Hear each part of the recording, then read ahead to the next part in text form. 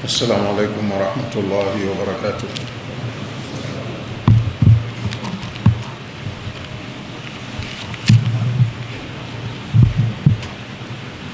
الحمد لله رب العالمين. يا رب ارحمنا فإنك بنا راحم، ولا تعذبنا فإنك علينا قادر، والطف بنا فيما جرت به المقادير. أنت يا مولانا على ما تشاء قدير. ربنا لا تؤاخذنا إن نسينا أو أخطأنا، ربنا ولا تحمل علينا إصرا كما حملته على الذين من قبلنا، ربنا ولا تحملنا ما لا طاقة لنا به، واعف عنا واغفر لنا وارحمنا، أنت مولانا فانصرنا على القوم الكافرين. وأشهد أن لا إله إلا الله وحده لا شريك له، وأشهد أن محمدا عبده ورسوله، أرسله الله بالهدى ودين الحق ليظهره على الدين كله، وكفى بالله شهيدا. بسم الله الرحمن الرحيم. وهل أتاك نبأ الخصم إذ تسوروا المحراب إذ دخلوا على داود ففزع منهم قالوا لا تخف خصمان بغى بعضنا على بعض فاحكم بيننا بالحق ولا تشطط واهدنا إلى سواء الصراط. إن هذا أخي له 99 نعجة ولي نعجة واحدة فقال أكفلنيها وعزاني في الخطاب. قال لقد ظلمك بسؤال نعجتك إلى نعاجه، وإن كثيرا من الخلطاء ليبغي بعضهم على بعض إلا الذين آمنوا وعملوا الصالحات وقليل ما هم. وظن داود أنما فتناه فاستغفر ربه وخر راكعا وأناب فغفرنا له ذلك وإن له عندنا لزلفى وحسن مآب. Tulishia katika aya nambari 20. Kwa hiyo tunaondokea kwenye aya 21 leo. Hii inazungumzia mtihani ambao alipewa Nabii Daudi alayhi salam na Mola wake kwa ajili ya kuangaliwa uwezo wake na ufanisi katika utendaji wa majukumu aliyopewa.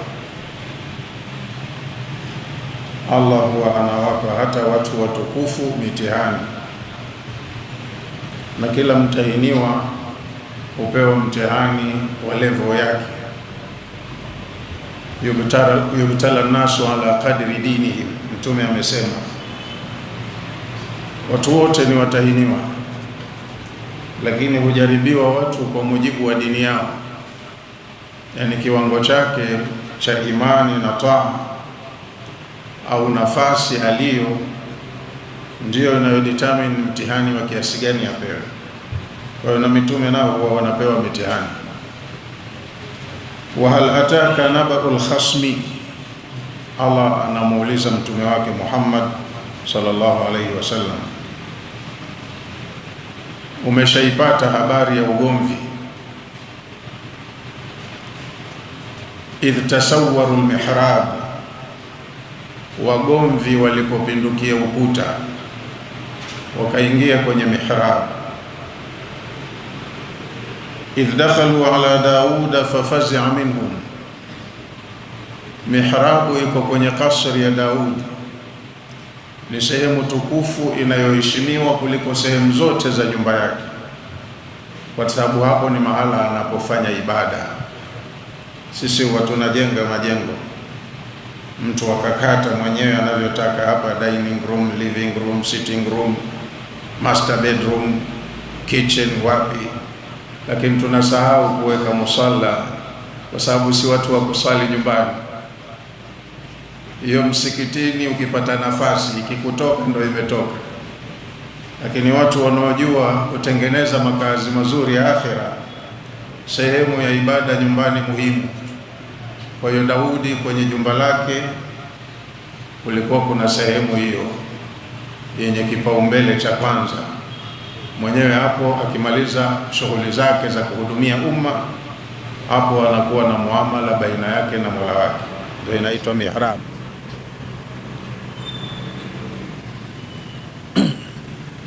Idh dakhalu ala Dauda, huu ugomvi wa wahasimu uliingia kwa Daudi kwenye hiyo mihrab. Fafazia minhum, Daudi akafadhaishwa na ujio wa wageni hawa. Qalu la takhaf, wakamwambia usikhofu mzee, hatujaja kwa shari, kuwa mpole tu. Khasmani, sisi ni wagomvi, tuna kambi mbili za utesi, tunateta, tuna jambo linatugombanisha. Bagha ba'duna ala ba'din, tuna ugomvi unaopelekea upande mmoja kuudhulumu mwingine. Fahkum bainana bilhaqi, tumekuja kwako na ugomvi wetu utuhukumu kwa haki. Hapa ndipo tutakapopata haki.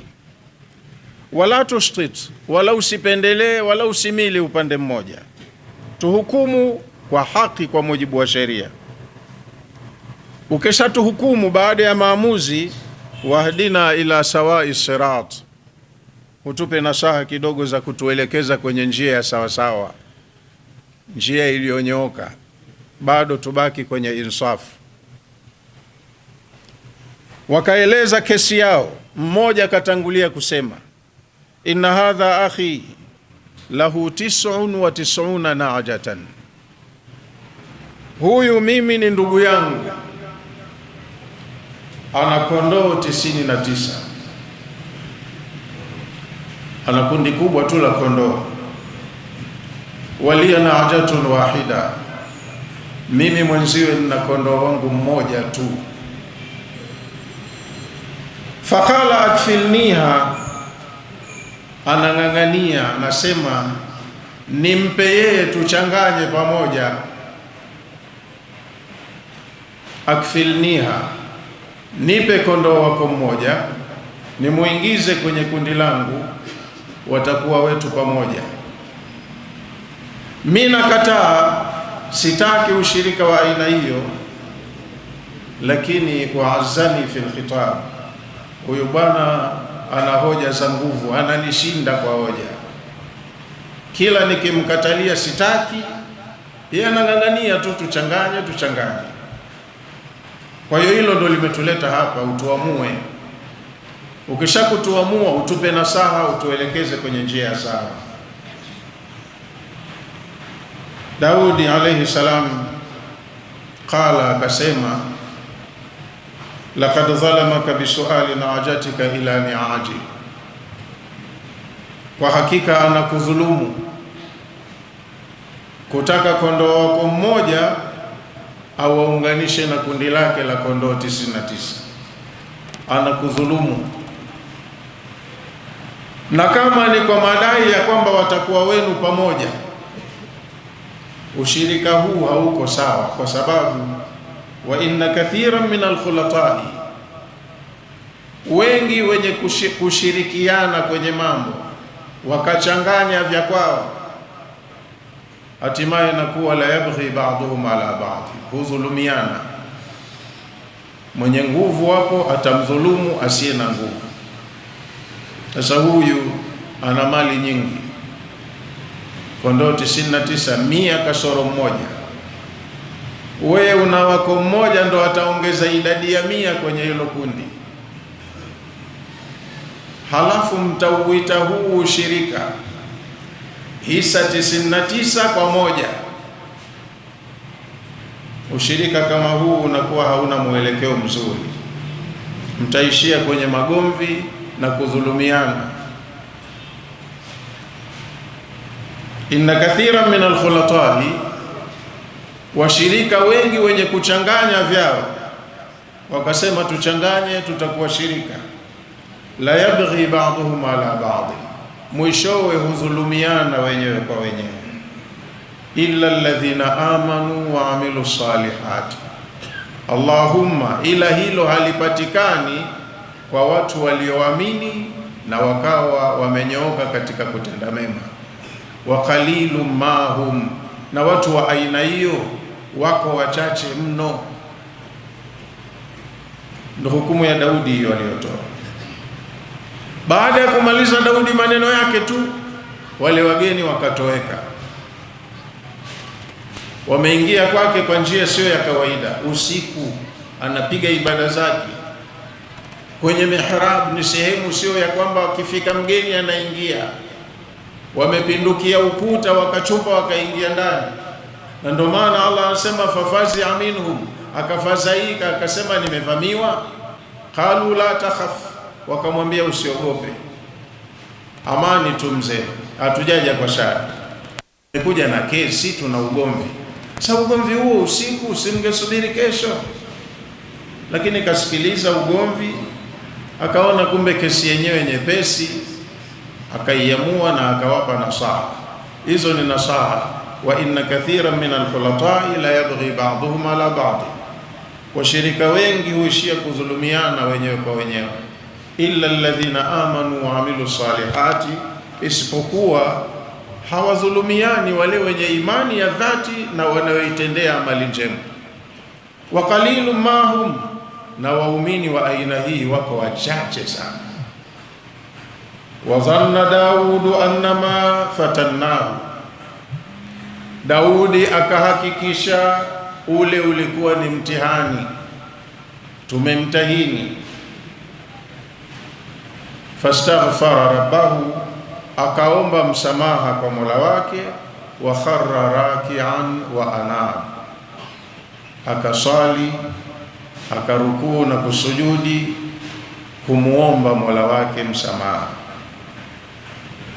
Kaja kushtuka baadaye, nimekosea, ule nilipewa mtihani na nimeufanya vibaya, nimefeli. Kwa hiyo akaomba msamaha kwa Mola wake, na aliyeomba msamaha akathibitisha kumsamehe kwa kusema faghafarna lahu dhalik, tulimsamehe kosa hilo. Wa inna lahu indana la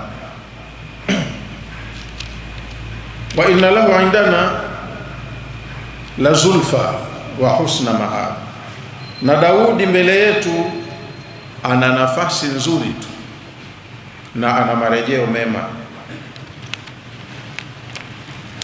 Tulisema kwamba tunazungumza mmoja kama ni kielelezo cha mitihani ambayo hata watukufu nao hutahiniwa, hujaribiwa. Mtihani huu unatakiwa utulize akili kwa kina, ufahamu uzito wake. Lakini kwa kusoma ndo tushasoma, tushapita. Wengine wenye akili ndogo tunahitaji mpaka tena tupewe ufafanuzi na hivi na hivi. Lakini Allah subhanahu wa ta'ala anasema hivi, wa hal ataka naba'ul khasmi, je, Muhammad, imekufikia habari ya wagomvi, watu waliokuwa wana mzozo? Idh tasawwaru almihrab, walipoingia kwenye eneo lisilowahusu kwa kupindukia ukuta, wakaingia kwenye chumba cha ibada.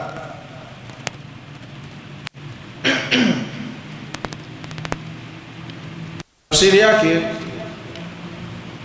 ni kwamba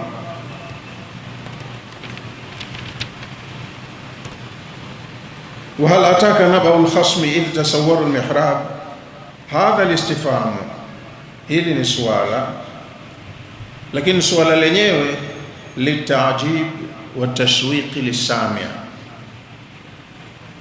Mara nyingi kwenye Qur'ani huwa zinakuja aya kwa mfumo wa swali. Tukisemezwa kwa mtindo huu, hii huwa inatengeneza namna ya yule anayesemezwa kukaa makini kusikiliza. Hata kwenye lugha yetu ya Kiswahili utaratibu huu huwa tunautumia.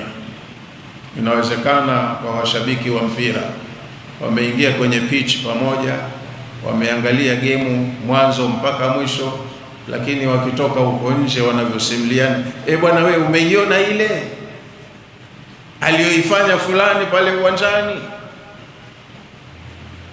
Sasa nyote mlikuwepo, mmeona gemu mwanzo mwisho, lakini kama una kitu cha ziada unataka kumkumbusha mwenzako, labda wakati huo hakuwa makini, na yeye atakuwa na shauku ya kusema hebu nipe nini, kwani kipi unakusudia?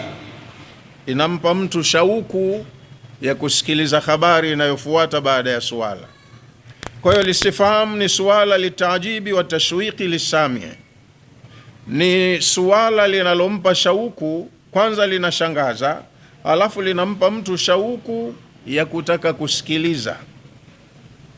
Ila ma yulqa ilaihi, anataka asikilize kwa umakini mkubwa lile analotaka kuambiwa. Kama takulu lijalisika, kama ambavyo wewe unaweza kumwambia mtu uliyekaa naye karibu, hal ta'lamu ma waqa al-yawm, unajua lililotokea leo? Kama kuna jambo limetokea mjini na nyote mpo mjini, ukimuuliza mwenzako atakuwa na umakini fulani wa kutaka kujua lipi, maana pametokea mawili matatu ninayoyajua mimi. Unakusudia lipi? Unamtayarisha awe na umakini, awe na shauku na hamu ya kutaka kusikia. Turidu tashwiqahu, ukimuuliza mtu swala unakusudia kumpa shauku. Lisimai kalamika, ya kusikiliza maneno yako.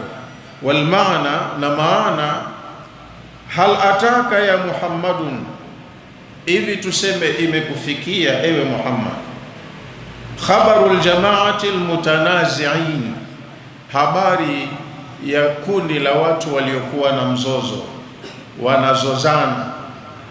Alladhina, watu ambao tasawwaru ala Dauda, walipanda ukuta wakaingia aliko Daudi, masjidahu, kwenye sehemu yake ya kuabudia nyumbani kwake, fi waqti ishtighalihi bil ibadati wat taa, wameingia wakati mbaya kwa Daudi, maana wakati huu mwenyewe kautenga baina yake na Mola wake tu, anajishughulisha sana wakati huu kwa ibada na mambo ya kumtii Mola wake. Mchana kishafanya kazi ya kuhudumia umma, ana dhamana nzito ya uongozi, kishakidhi haja za watu mbalimbali, lakini akirudi nyumbani halali usiku kucha, anatenga muda wa baina yake na Mola wake, kama alivyoambiwa mtume wetu, fa idha faraghta fansab wa ila rabbika farghab. Ndani ya wakati wako binafsi wa faragha, ule wa kupumzika, usiutumie wote kwa kupumzika, jipinde, uwe na ukaribu baina yako na Mola wako. Watu wema wote wanakuwa hivyo. Hata Allah anawasifu siku ya Kiyama, kanu qalilan min al-layli ma yahjaun wa bil ashari hum yastaghfirun. Sehemu ndogo sana ya usiku duniani wao ndo walikuwa wanapumzika, wanalala, na ule wakati wa alfajiri wao ndo wanautumia kuomba msamaha wakati ule. Kwa hiyo watu wema, hii inakuwa ndo desturi yao. Anaulizwa Mtume, ushapata tukio hili la ugeni ulioingia kwa Daudi, wakawa na kesi yao, wamezozana na Daudi kwa sababu ya dhamana yake, yeye ndo kadhi au jaji, kwa sababu ndo kapewa kitabu chenye sharia, yeye ndo anayejua kutafsiri sharia. Kwa hiyo kesi zote ngumu yeye ndo muamuzi. Idh dakhalu ala Dauda, Ugeni huu uliingia kwa Daudi, fafazia minhum, Daudi alipowaona akafadhaika, maana ni mtu ana maadui,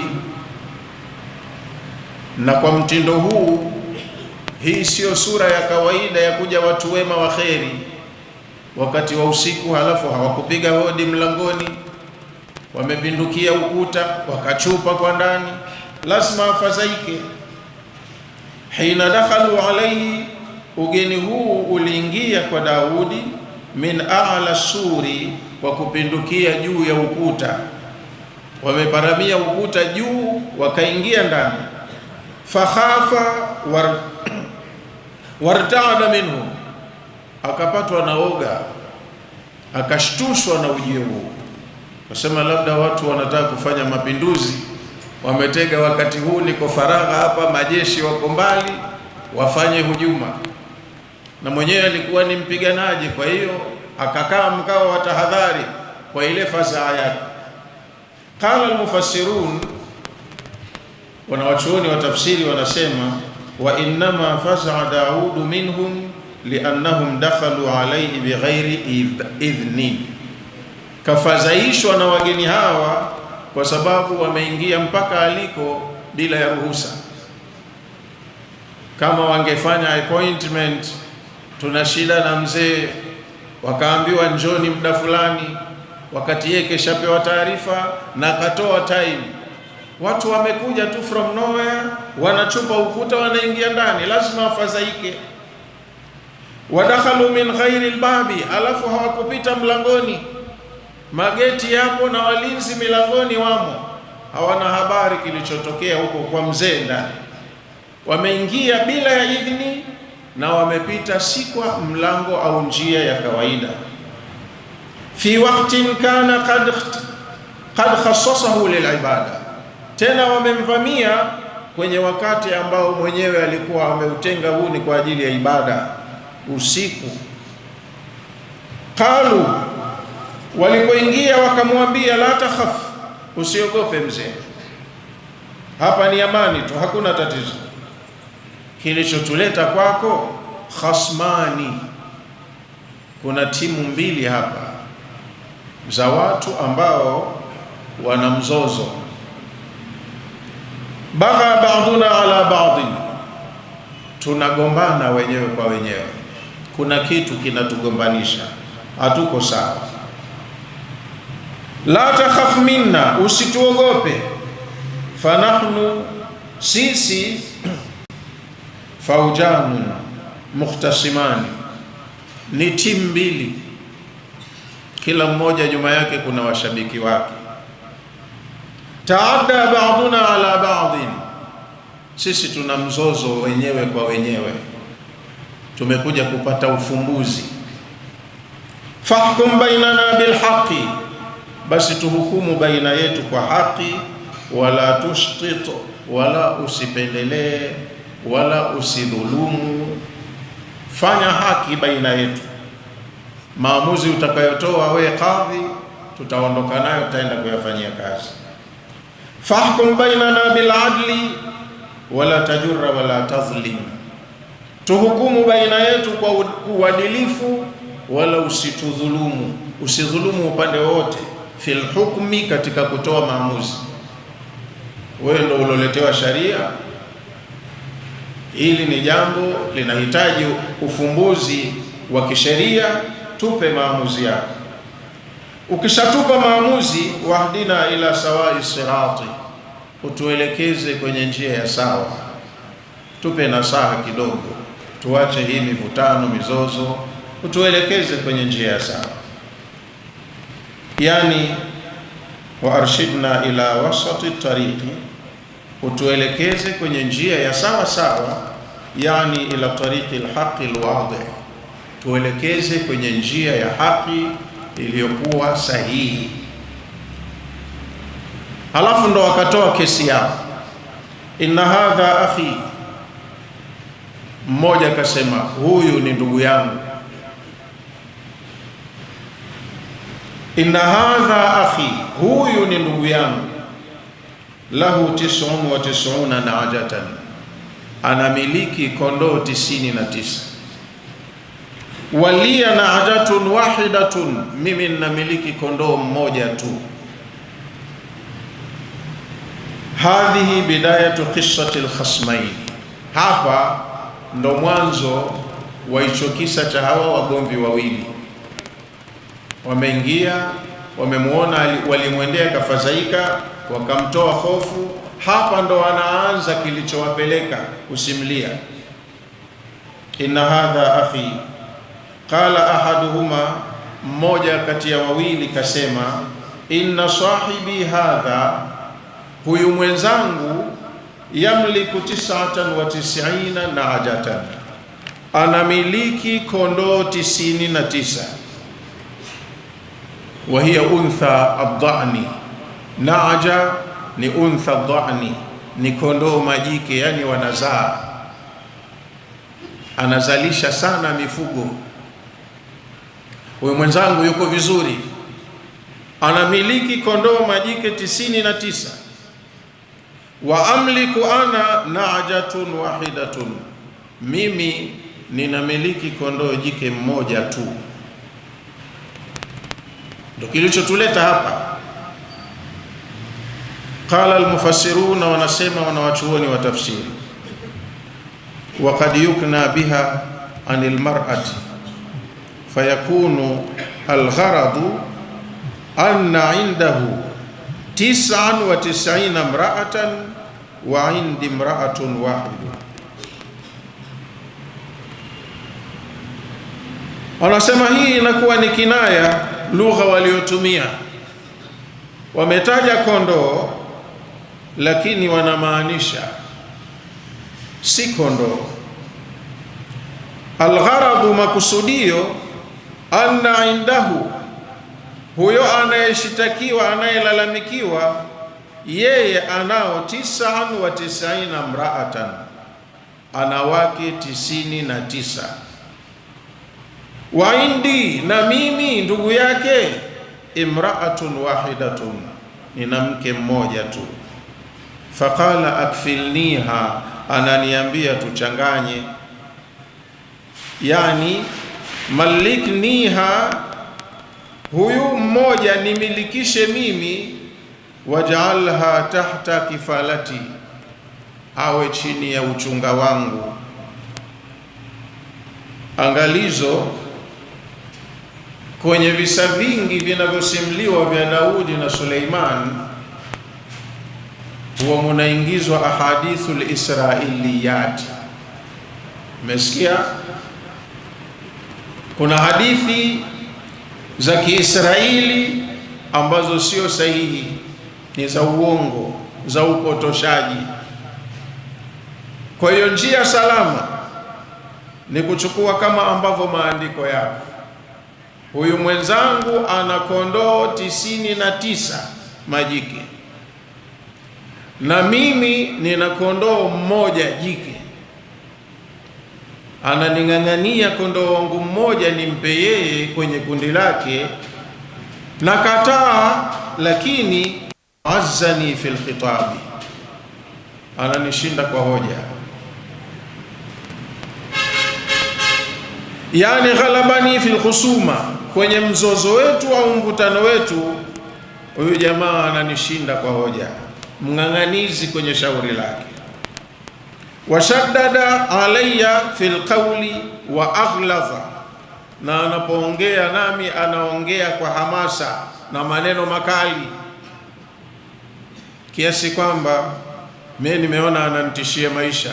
Ndo ni maana tukaamua tuje kwako, mzee, mfalme, hakimu, utuhukumu. Daudi kasikiliza kauli ya huyo mmoja, kaona imemtosha, akatoa matamko yake naye. Qala, akasema Daudi, laqad zalamaka, hapo atakuwa anakudhulumu, bisuali na'jatika ila ni'ajihi, kwa kukuomba kondoo wako mmoja achanganye na kondoo wake 99, anakudhulumu. Qala lahu Daudu, Daudi alimwambia yule aliyeanza kutoa maelezo, laqad zalamaka bihadha talabi, anakudhulumu kwa dai lake hili au ombi lake hili. Hina arada intizaa najatika, anapotaka kukunyang'anya kondoo wako, minka, amuondoe kwenye dhamana yako, liyakmila ma indahu ila miha, ili akamilishe kundi alilonalo kwa kuwa na kondoo 100 kamili.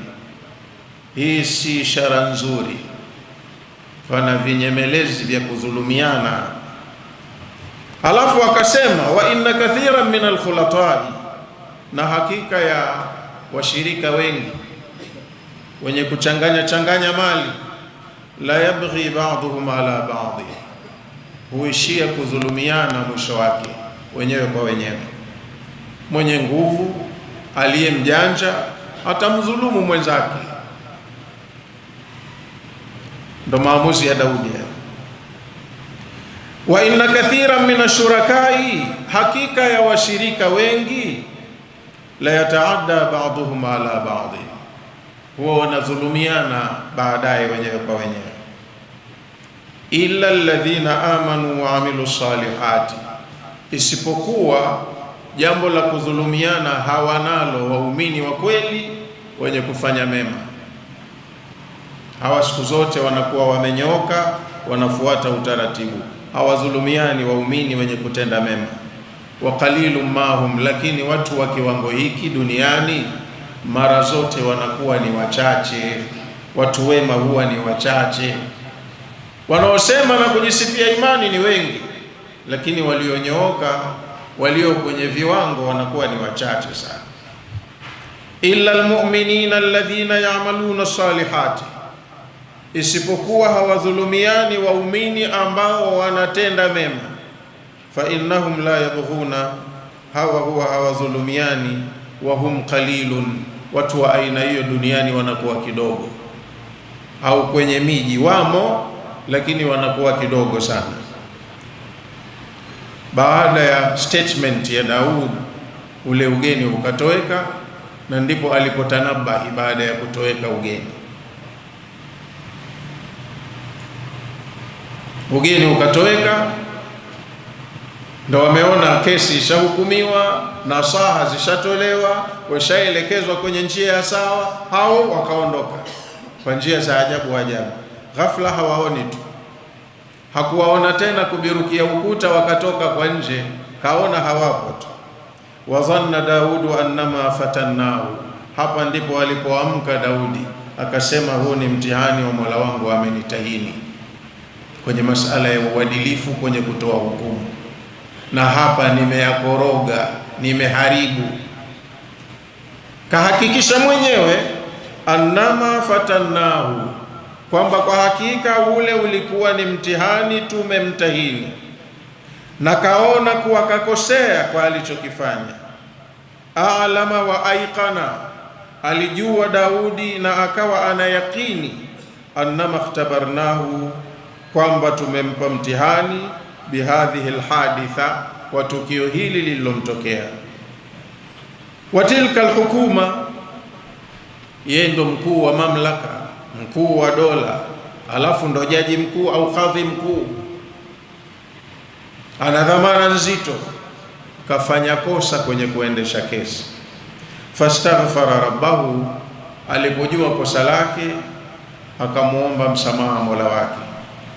Wa kharra raki'an wa ana, akaswali sana akirukuu na kusujudi kwa kumuomba Mola wake msamaha. Talaba almaghfirata min Allah, aliomba kwa Allah msamaha. Wa kharra sajidan lillahi ta'ala, akaporomoka kusali akirukuu na kusujudi kwa ajili ya Allah. Wa rajaa ilaihi bitawbati wan nadami, akarejea kwa Mola wake kwa kutubu kosa lake na kujutia alichokifanya. Ala ma farrata minhu, kwa lile ambalo alilifanya kinyume na utaratibu. Qala Abu Hayyan, mwanachuoni Abu Hayyan amesema, wa dhakara almufassiruna fi hadhihi alqissati ashya, Wataalamu wa tafsiri ya Qur'ani kwenye kisa hichi wamesema mambo mengi. La tunasabu manasib al-anbiya, mambo mengi ya ovyo ovyo yametajwa kwenye kisa hiki, hayawezi kunasibishwa na hadhi za manabii. Ndio hayo nilotahadharisha, kwa kuna visa vya Kiisrailiyati, waandishi wengine walikuwa wanavichukua na kuandika tu.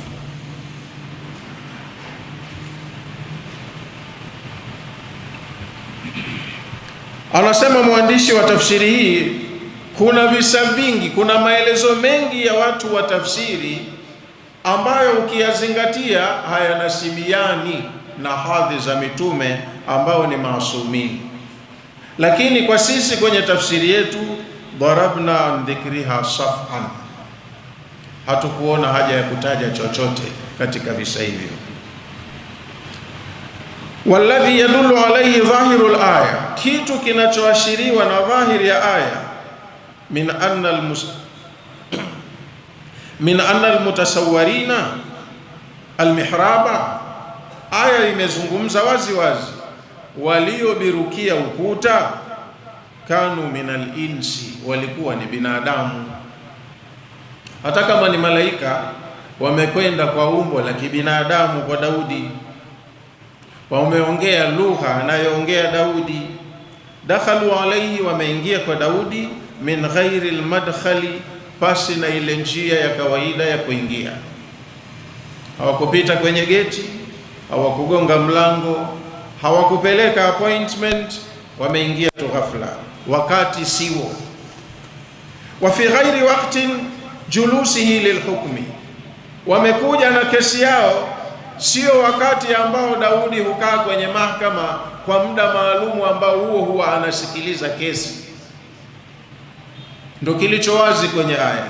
Wamekwenda kwake watu wakashtaki kesi yao, wameingia si kwa njia ya kawaida, na sio wakati ambao Daudi aliutenga, wakati huu huwa ninashughulika na mambo ya kesi.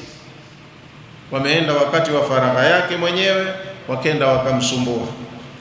Wa annahu fazaa minhum, na Daudi alifadhaishwa na ujio wa watu hao, dhanna minhu annahum yaqtalunahu, kwa haraka haraka akili inakuja, hawa watu wanataka kunihujumu. Maana kila mfalme ana maadui. Pengine hii ni njama ya watu wamepanga mapinduzi. Inaonyesha kama kumeingia ndani 5 6, wengine washaizunguka nyumba. Sasa lazima afadhaike, aangalie namna ya kujitetea. Idh kana munfaridan, Daudi wakati huo alikuwa yuko peke yake mwenyewe kwenye sehemu ya ibada, fi mihrabihi, kwenye mihrabu yake, liibadati rabbihi, hapo alikuwa anakaa kwa lengo la kumwabudu Mola wake. Falamma tadaha lahu annahum jau fi hukuma, alipobainikiwa kwamba hawa watu wamekuja kwenye masala ya hukumu, wabaraza minhum, akakaa nao kuwasikiliza. Baraza minhum ithnaini au ithnani, aliwasikiliza wawili.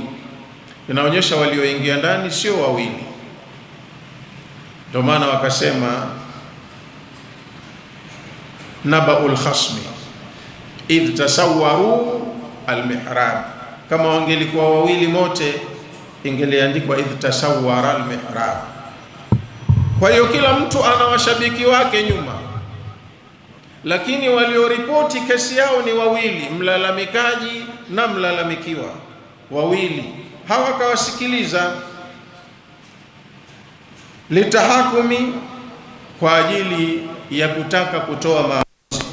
Wamekuja na shauri, awasikilize, atoe maamuzi, kama akasa Allahu Ta'ala, kama alivyosimulia Allah mtukufu hapa. Na Allah amesema alipogundua kafanya kosa, fastaghfara min dhalika, aliomba msamaha kwa lile kosa lake. Min dhalika dhanni, kwa ile dhani kwamba wamekuja watu, nimesikiliza, lakini nimekosea kwa sharia za kimahakama. Sharia za kimahakama, kama kumekuja lalamiko, lazima kutakuwa na mlalamikaji na awepo mlalamikiwa. Na unapokwenda mbali wakikuchanganya, mlalamikaji na mlalamikiwa, utahitaji support, kila mmoja alete mashahidi wake. Nyinyi mnagombaniana kitu hichi, unayo hati ya kumiliki? Sina mzee, lakini mimi nilipewa na babu hakuwa na hati. Na huyo unayesema hii ni haki yangu, nimemiliki, unayo hati? Sina. Sasa nipe wewe mashahidi wa kunithibitishia hii ni mali yako, na wewe lete mashahidi. Ndo kesi inavyokwenda. Lakini unamsikiliza mtu mmoja halafu unatoa maamuzi. Na mara nyingi kwenye masala kama haya, yule dhalimu ndo anakuwa mjanja wa kusema anajua kunukuu CPA, yani Criminal Procedure Act, anaanza kichwani, kadhulumu yeye, alafu yeye anashinda mahakamani. Kwa hiyo jaji, unatakiwa uwe na uadilifu, uwe na uwezo wa kuwahoji wote wawili, alafu utagundua aliyemkweli kanyoosha maelezo, na mtu ambaye anayapamba maelezo yake kwa uongo anajulikana tu. Kwa hiyo kamsikiliza mtu mmoja tu, alafu akatoa maamuzi, akajua kakosea kwa mujibu wa kanuni za uendeshaji kesi mahakamani. Wa kharra sajidan lillahi azza wa jalla, Daudi akaporomoka kusujudi kwa ajili ya Allah mwenye nguvu na utukufu. Wa nahnu na'lamu qat'an anna al-anbiya'a masumuna min al-khataya, lakini usisahau sisi kwenye mlango wa imani tunajua fika kwamba manabii wanakuwa ni masumun, hawawezi kufanya dhulma kubwa kama hiyo ya wazi. Kwa sababu law jawazna alaihim shay'an min dhalika la batalat ash-shara'i'a, kama tunge notice kuna yoyote katika hawa kafanya dhulma kwenye dhamana aliyopewa, basi hata hiyo sharia ingekuwa imebatilika. Manabii wanakuwa masumun, hawafanyi makosa makubwa kama haya ya dhulma, kupindisha sheria, kula vitu visivyowahusu. Manabii wote hawafanyi hivyo, lakini kule kukosea kidogo kwa mtu mkubwa ndo kwake kunakuwa kosa. Kosa kama hilo kwa watu wengine linachukuliwa la kawaida tu. Walam yathiqa bi shay'in mimma yadhkurun, kama wangekuwa mitume wana tabia hizi za kitapeli walizonazo watu wa kawaida, yale wanayoyafundisha yasingekuwa na uzito. Kwa hiyo walikuwa wanalindwa kiasi kwamba hakutokei nafasi ya watu kupata kutia lao la kumtia dosari.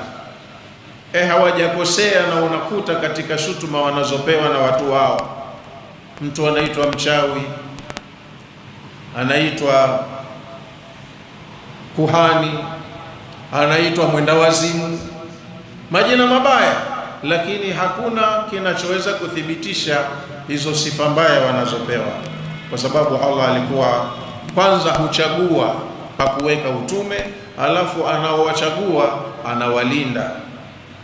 Fama haka Allahu fi kitabihi, kwa hiyo tunachotakiwa sisi kuzingatia hichi alichokisimulia Allah mwenyewe kwenye kitabu chake, yamurru ala ma aradahu Allah, ndicho kinachopita kwenye mpito ambao Allah mwenyewe kataka. Tena msisikilize sherehe nyingine zikaingia hapa zikachafua maana. Kinachoeleweka hapa ni kwamba Daudi wakati wa usiku alikuwa kwenye mihrab anafanya ibada zake, katokewa ghafla na watu walioingia kwa njia isiyo ya kawaida, na akafadhaika kwa kuwaona, wakamtoa hofu, wakampa kesi yao, akatoa maamuzi.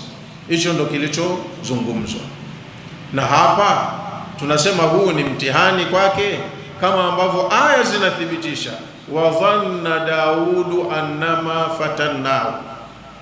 Daudi baada ya zoezi kukamilika alihakikisha kwamba tumempa mtihani, na akajua kuwa kafeli kwenye alichokifanya.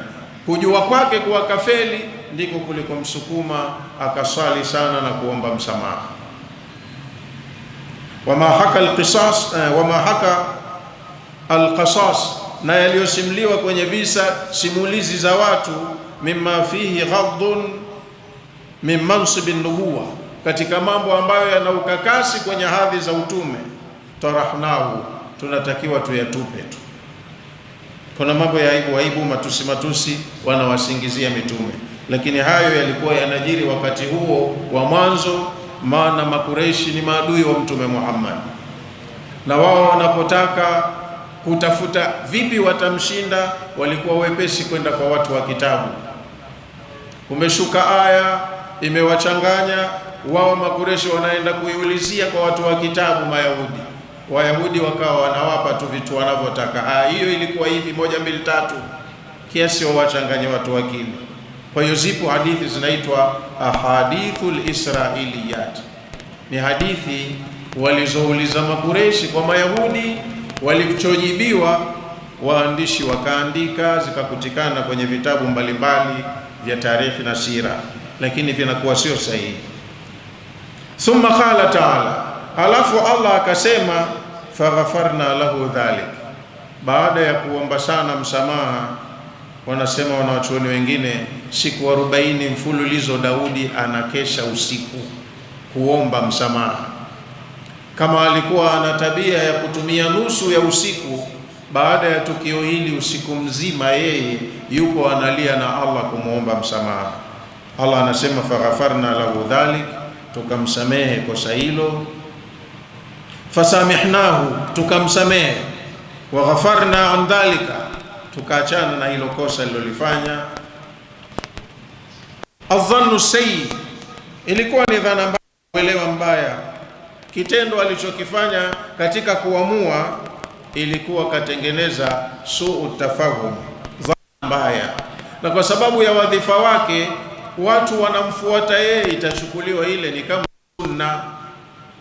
Hata mtume wetu si alifanya maamuzi akagombwa, akaambiwa ya ayuhan nabiyyu lima tuharrimu ma ahalla Allahu lak tabtaghi mardata azwajik wallahu ghafurur rahim. Kwa hiyo nayo ni jambo dogo la kawaida kusema basi mimi kitu fulani sitotumia tena kuanzia sasa. Ni jambo unaliona la kawaida, ni khiari ya mtu. Kwa nafasi yake lile lingekuwa kubwa, haswa watu walivyokuwa wanamuiga kwa dogo na kubwa, ingechukuliwa hii ni sunna, mtume kafanya hivi. Jambo la kuhalalisha na kuharamisha linatoka kwa Allah, hajapewa mtu yoyote, hata mtume si kazi yake hiyo. Yeye kazi yake kusimamia alichopewa. Kwa hiyo na yeye Daudi alikosea katika kutoa maamuzi au kuendesha kesi, hakufata utaratibu na akajua alichokosea. Kasikiliza mtu mmoja akatoa maamuzi bila kuzingatia, pengine huyu mtu mmoja alioanza kutangulia kusema ndo mlalamishi mwenyewe huyu, hakuzingatia hicho, katoa maamuzi na watu wakaondoka. Kwa hiyo hili ndilo tunalotakiwa tuondoke nalo. Allah anasema fasamihnahu, tukamsamehe. Wa ghafarna an dhalika dhanni sayyi, tukamuondolea au tukamsamehe hiyo dhana mbaya. Birrajulaini, waliokuja nayo wale watu wawili.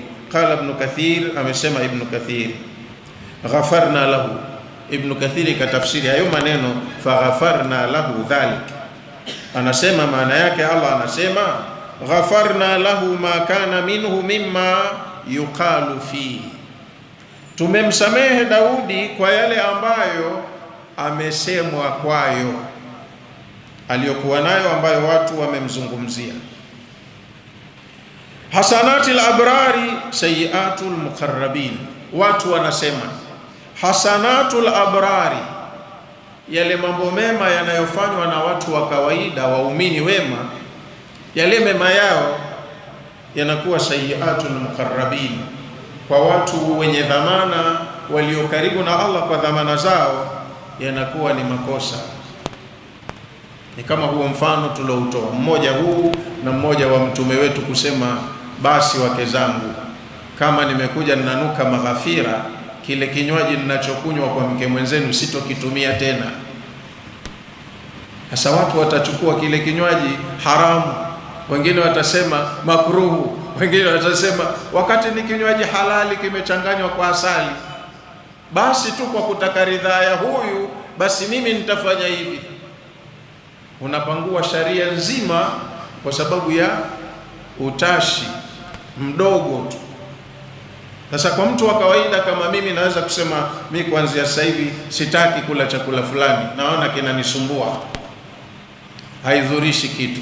Lakini kwa mtu kama yeye kusema ninajipigia marufuku kitu fulani, watu wanachukua ni sunna,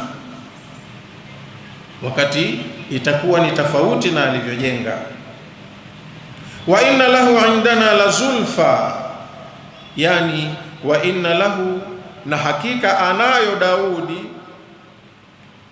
la qurbatun wa karama, ana nafasi ya karibu, nafasi tukufu, ana na karama aliyopewa, hadhi ya juu, baada al-maghfira, baada ya kusamehewa, wa husna maab, pia ana marejeo mema kwa Mola wake atakaporudi, wa husna marja fil akhirah, ana marejeo mazuri atakaporudi kwa Mola wake akhira.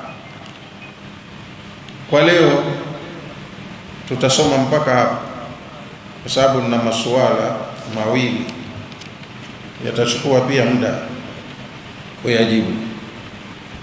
Narudia tena kwanza hapo tuliposoma leo, bismillahir rahmanir rahim, wa hal ataka naba'ul khasmi, je, imekufikia habari ya ugomvi? Idh tasawwaru al-mihrab, wagomvi hawa walipopindukia ukuta. Idh dakhalu ala Dauda, wagomvi hawa waliingia kwa Daudi. Fafazia minhum, akafadhaishwa nao. Qalu la takhaf, wakamwambia usiogope. Khasmani, sisi ni timu mbili za wagomvi, tuna utesi. Bagha ba'duna ala ba'din, kuna ishara ya kudhulumiana sisi wenyewe kwa wenyewe. Fahkum bainana bilhaqi wala tushtit, tulichokujia hapa tuhukumu kwa haki, wala usipendelee wala usidhulumu. Ukishatoa maamuzi yako kutuhukumu, wahdina ila sawa'i sirat, na utuelekeze kwenye njia ya sawa, njia ya uadilifu. Tukiondoka hapa mambo haya yawe yameisha, tusende kuendelea kuvutana tena huko nje.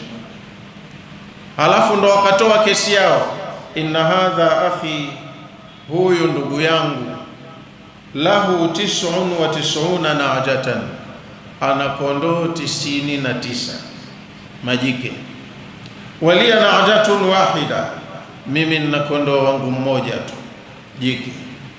Faqala akfilniha, ananiambia huyu kondoo wako nipe mie, nimchanganye kwenye kundi, nitamfuga pamoja na hawa, tufanye ushirika, watakuwa wetu sote.